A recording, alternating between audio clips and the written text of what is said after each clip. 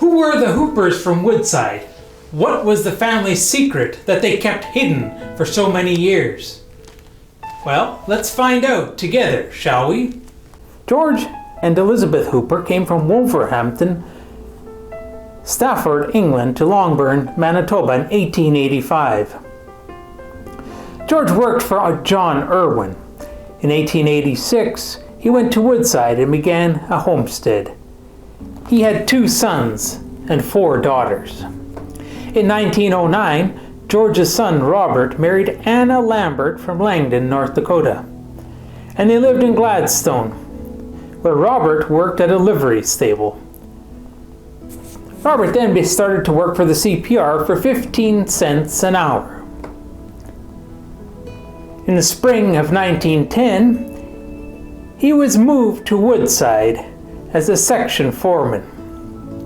Robert and Anna had 10 children. Times were hard, and the Hooper boys had to board on other farms and perform farm labor as early as ages 12 and 13. This work paid about $10 a month.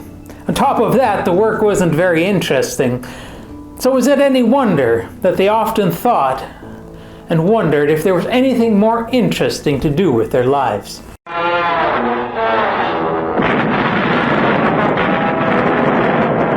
On September 1st, 1939, the weather perfect for mechanized warfare, Hitler unleashed his blitzkrieg.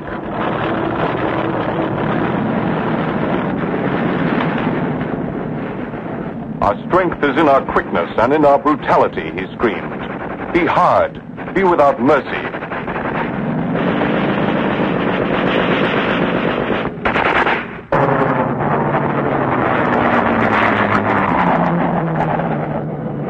Having guaranteed Polish boundaries, Britain and France were now forced into war.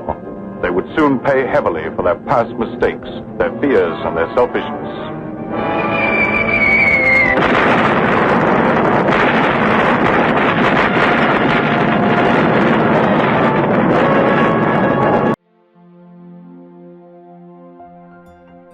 Well, as it turned out, their wish for excitement was granted.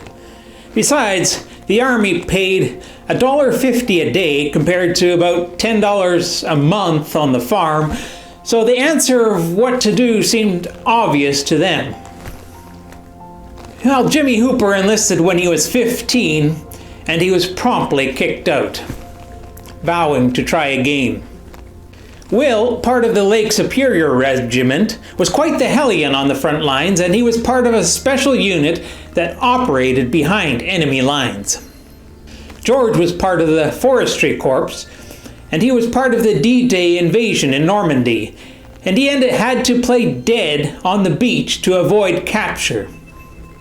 Jimmy enlisted again at the age of 16, and he made it as far as eastern Canada before he was kicked out again, vowing to keep trying.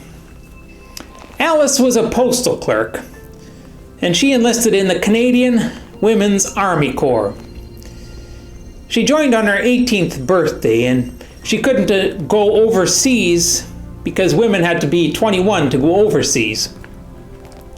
But in her words, she wanted to go so badly.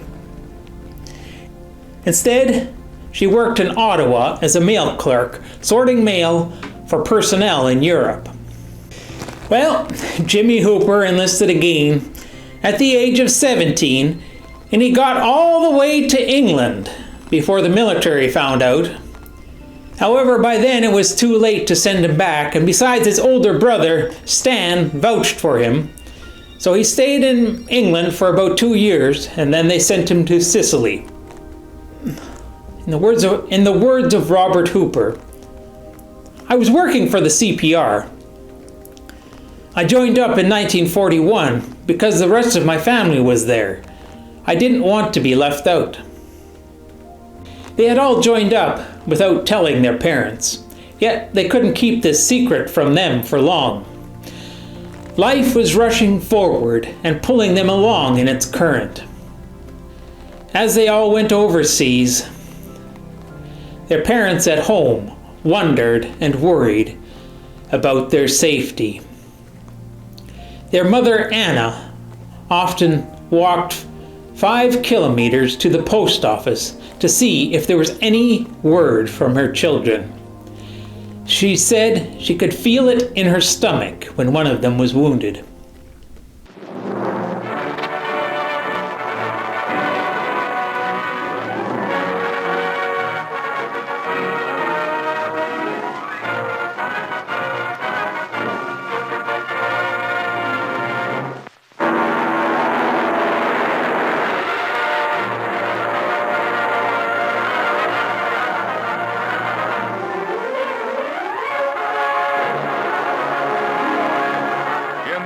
Dawn of D-Day, June 6, 1944, the largest battle armada in history heads across 80 miles of rough channel water from England to the northern coast of France.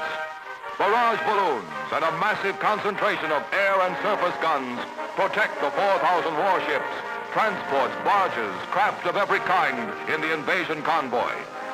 Here is the major striking force of the greatest military undertaking the world has yet known. Here, after years of building, equipping, training, after months of minute, intense tactical planning, here is the decisive thrust at Hitler's Europe.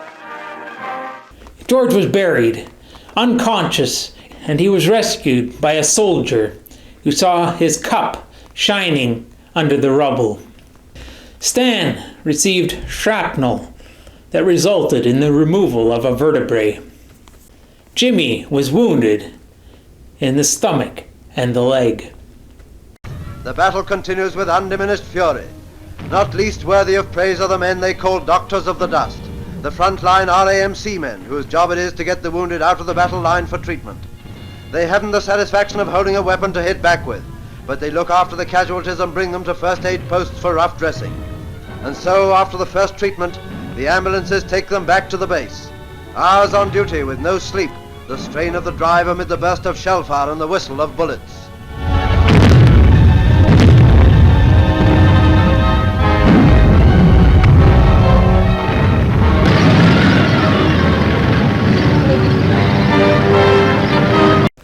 The brothers bumped into each other overseas on at least 2 occasions.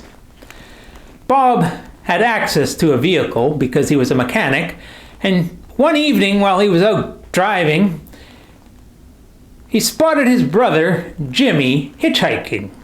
When he pulled over, Jimmy just stood there staring at him for about 2 minutes, and then he finally said, "What are you doing here?" When a colonel caught wind that the 5 brothers were stationed relatively close by in Holland, he obtained leaves and rail passes for them so that they could get together. 2 days later, the colonel was killed. And that's just how it goes in war. You never know what will happen next. Jodl, authorized representative of Admiral Dönitz, temporary head of the German government, signs the surrender document, the final capitulation of the Nazi state. So ends Nazism, the scientific organization of all that is evil and bestial in man. The Chief of Staff for General Eisenhower, Lieutenant General Walter Bedell Smith, signs. Victory celebrations begin at General Dwight D. Eisenhower's headquarters, and Soviet officers join in. The General is presented with the historic pens. London celebrates. The royal family at Buckingham Palace joins in the historic event. London emerges at last from years of darkness, terror, and destruction. In New York's Times Square and in every city, town, and hamlet, millions cheer VE Day.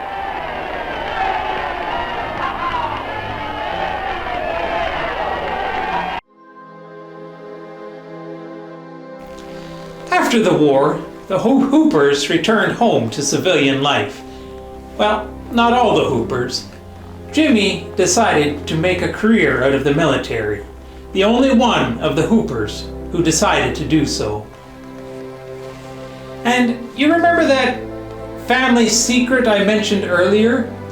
Years later, years after the war was over, as a local history book was being researched, The Hoopers discovered their Métis ancestry, an ancestry that their parents had kept secret from them all their lives.